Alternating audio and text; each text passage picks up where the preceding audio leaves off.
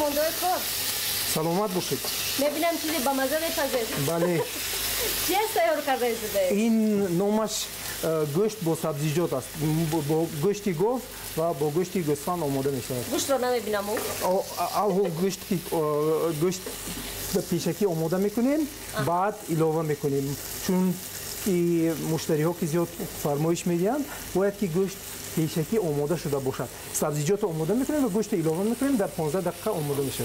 یعنی این خوراک یکم است یا خوراک دوم است. و اینجا کمی سویا هم علاوه میکنیم. یعنی گفته زیاد فرمایش میدن این یعنی با چی چیزش همش جالب است برای مشتری شما که بیشتر همین غذا را فرمایش میدن؟ بیشتر مردم گوشت را دوست دارند با سبزیجات خورند. در این غذای ما هم گوشت هست هم سبزیجات. از همین سبب. مثلا خودتون ببایسته برای هر یک مشتری تیار میکنید یا که چه خیلی؟ نه اصلا من خودم برای هر یک مشتری تیار نمیکنم اما چیزایی هست که خودم تیار میکنم و اون تنها بافته خودم است. اون چیزایی که بافته خودم است خودم آماده میکنم و به مشتری ها پیشکش میکنم.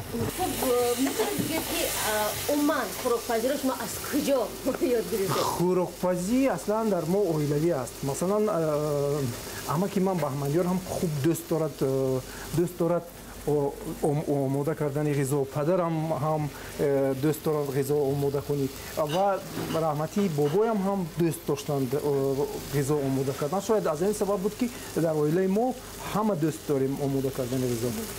شما از در همون خوردی علاقه شروع کرده بودید و پخت پز گوییم و اولین بار خوراکی که پختید چه خوراک بود؟ در یادم نیست که اولین بار کی پخته بودم ولی یادم هست دوره دانشجویی هر روز میپختم. خب میتونید بگید که تو امروز چقدر نسوزد؟ نه. چقدر غذای شما تیار کرده میتونید تقریبا؟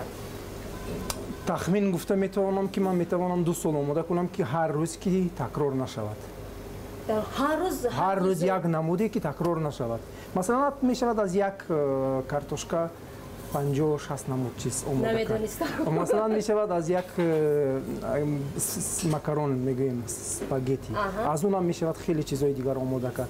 از گوشت چندین نمود میشود آماده کرد. از ماهی و از سبزیجات خیلی میشود. مثلا من از کار دیر میروم خانه و خیلی میخواهم یک خوراکی تیز تیار کنم. خیلی غذا باشه شما برای من چی مشورت میدید؟ اگر که وقت ندارید تخم بیلیون. ضرر ندارد کمش. آقای بختیار خودتون به نزدی مهمانا خوراک میبرید یا چه خیلی هر دفعه؟ بعضا خودم میبرم خودم میمونم و به فکرم که در دوشنبه این تجربه نیست و بسیاری ها وقتی که میفهمن که صاحب رستوران خودش خدمت میکنن حیرت زده میشن. درود. نام این خوراک چی هست؟ این نامش مدالیون از گوشت گوف. و تا جایی می‌دونیم گفتید از جایی از همه ملایم‌ترین از بونفیلت آماده می شود و یک گوف همگی از 1 کیلو تا 2 کیلو همین نمود گوشت دارد. این گوشت ملایم‌ترین و بهترین گوف. برای بهترین مهمانتون تیار می‌کنید به فکر؟ بله برای مهمانای که احترامشون داریم. چقدر بود از مزه‌اش اکای سایو؟ فقط دروغ نگویید. دوستی حساب نه. ما برای تنقید بونوس میدیم. از خوراکایی که هنگام میپزد چی فرق نکنه؟ اصلا سوال ایوانگیز است. لیکن راستش میتونه بفهمید. چون که من دیگه خونه رفتم. ما از گپی حق نمیترسیم اما جنجال نمیچلوزیم. لیکن اگر جدی بگیم چه ناس مزه شکست؟ خیلی خوب است. خیلی خوب است. و به نظر من همون حقمی همون خروپای اروپایی پتربورگی که بود و در جوانی میخوردیم همون رو باید باید و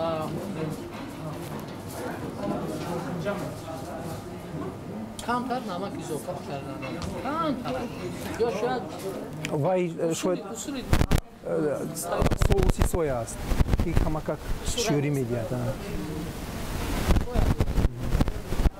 صوص خب با اشتیا باشید. تشکر زیاد. امروز این شامی شاعری رحیمجان میباشد و من شاعری رحیمجان رو به صحنه میخوانم.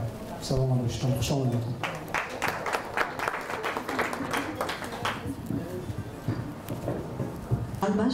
خب آقای بختیار شما در خانه خوراک تیار میکنید یا تنها در همین قهوه خانه؟ نه، من در خانه هم غذا آماده میکنم، همیشه آماده میکردم. یعنی کمک میکنید همسرتون خوشبخت زنی هست؟ الحال من باید گویم که مجرد هستم. بعد این برنامه ما هم نامزدان بسیار میشه هم باور کنید. خب آقای بختیار میگفتید که ایده تشکیل همین قهوه خانه چگونه پیدا شد در شما؟ چون شما در خارج کشور بودید و حالا هم در تاجیکستان یا در شهر دوشنبه بخصوص طربخانه ها خیلی زیاد هستند. بله، وقتی که من خواستم این طربخانه رو باز کنم، قهوه خانه رو، خیلی دوستان گفتند که تو چی میکنی در دوره بحران، مثلا وقتی که بحران هست این کارا نباید کرد. اما من میدونستم که این کاری که من میکنم یعنی کاری که از دیگران فرق میکنه. از کدام جهت فرق میکنه؟ از اون جهت که یک قهوه‌خانه‌ای که اهل ادب، اهل فرهنگ رو سرجم کند نیست و نبود و اکنون با این قهوه‌خانه امیدواریم که اهل فرهنگ جمع می‌آیند و اونهایی که مشتاق فرهنگ هستند، مشتاق ادب هستند، می‌توانند بیایند، نه تنها غذای خوب خورند، از آن جمله غذای معنوی هم گیرند. یعنی ویژگی قهوه خانه شما در اون است که شما میخواد محفل های فرهنگی آماده کنید و با همین واسطه جایگاه خودتون رو در همین بازاری رقابت پیدا کنید یا چی؟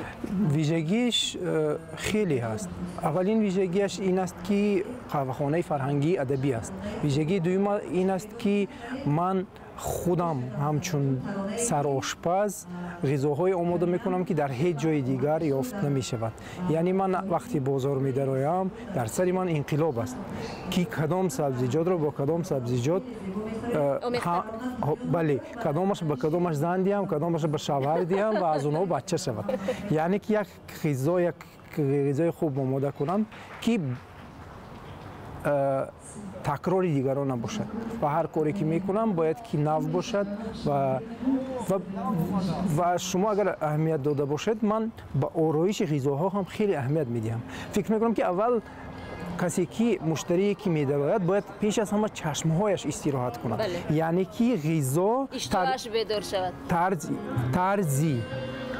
طرزی غذا رو دادن به مشتری باید که خوب باشد و دوم باید که بوی خوب داشته، بوی خوش داشته باشد و سوم وقتی که غذا رو میخوری غذا لذت داشته باشد و بعداً اگر به شوخی بریم یعنی که معده راحت کند.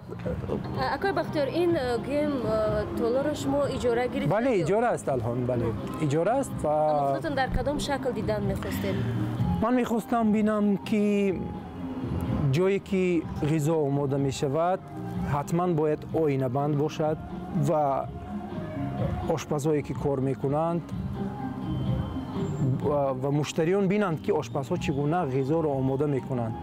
خب نرخ و نوا چگونه است؟ تا کجا دسترس است به کیسه مثلا یک مشتری عادی؟ اصلا به فکر من نرخ غذاهای ما از نرخ میانه دوشنبه پستر است. تا جای ما میدانیم شما شاعر هستید. بله. شعر می نویسید.